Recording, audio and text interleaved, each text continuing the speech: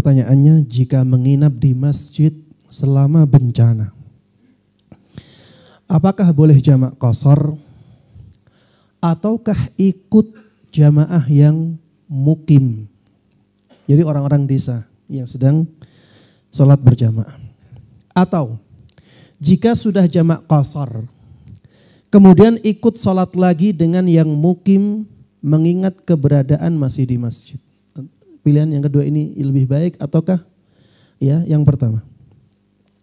Pertanyaan lagi senada dengan ini, jika sudah jamak qashar, apakah boleh tetap berdiam istirahat di dalam masjid sementara yang mukim melaksanakan sholat di waktu sholat yang berikutnya? Relawan kita banyak yang sudah jamak qashar dan tetap berdiam di masjid. Ketika mukimin masuk sholat berikutnya, relawan tidak ikut sholat lagi, malah ngobrol sampai ketawa-ketawa. Ya, ini dua pertanyaan, intinya sama. Yang pertama, bolehkah relawan melakukan jamak qashar di masjid yang digunakan oleh masyarakat untuk sholat di waktunya masing-masing? Jawabannya boleh. Jadi misalnya ya, masyarakat melakukan sholat duhur, maka kita ikut sholat duhur.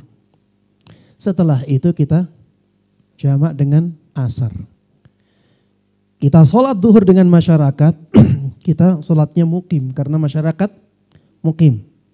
Mereka imamnya, maka kita ikut masyarakat mukim. Dan setelah itu selesai kita untuk sholat asarnya. Boleh, tidak ada masalah. Taib? Iya, asalnya di qashar karena kita jamaah musafir kan. Taib, ketika boleh jamak qashar, apakah berarti setelah sholat berikutnya dan kita masih di dalam masjid, kita boleh duduk-duduk saja? Ada orang sholat berjamaah, kita diam-diam saja di situ ngobrol, bahkan disebutkan tadi ketawa-ketawa, dan bisa jadi ini mengganggu jamaah masjid? Jawabannya tidak boleh jamaah, tidak boleh. Rasulullah Sallallahu Alaihi Wasallam pernah sholat subuh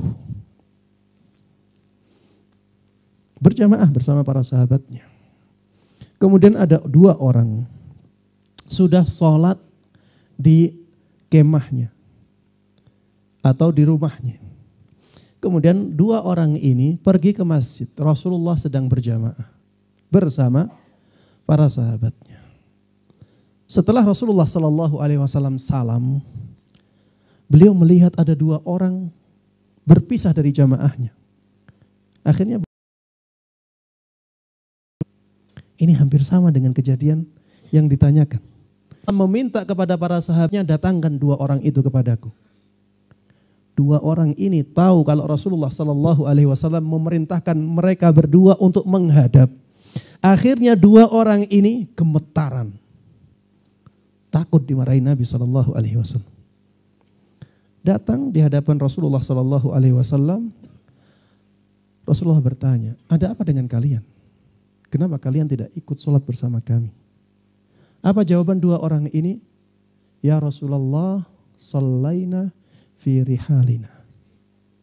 Wahai Rasulullah, kami sudah sholat di tempat kami, di rumah kami, di kemah kami. Apa kata Rasulullah Sallallahu Alaihi Wasallam? Kenapa kalian tidak sholat bersama kami dan sholat tersebut menjadi sholat sunnah bagi kalian?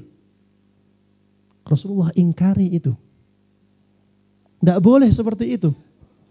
Karena ini akan menjadikan jamaah tidak khusyuk. Ini juga akan menjadikan tujuan utama jamaah disyariatkan itu menjadi tidak terwujud. Akhirnya ada perpecahan. Makanya para jamaah sekalian rahimana wa rahimakumullah, kalau tidak mau sholat lagi, silahkan kalian menjauh. Jangan di masjid. Atau ada solusi, bikin ruangan. Ya, bikin ruangan yang tidak dilihat oleh para jamaah. Walaupun solusi ini pun sebenarnya kurang baik.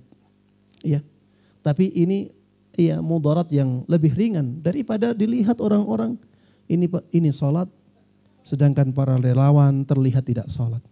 Bukankah bisa jadi jamaah itu suudzon kepada para relawan? Ini orang ingin kebaikan tapi sholat, tidak mau sholat. Atau bahkan mereka bisa saja menganggap bahwa relawan-relawan ini tidak sefaham dengan kita. Oh, ini enggak mau sholat berjamaah dengan kita. Ini kan membahayakan. Makanya ya, kalau kita berada di masjid dan ada jamaah sholat ya, maka ikutlah sholat bersama mereka dan kita mendapatkan pahala sholat sunnah.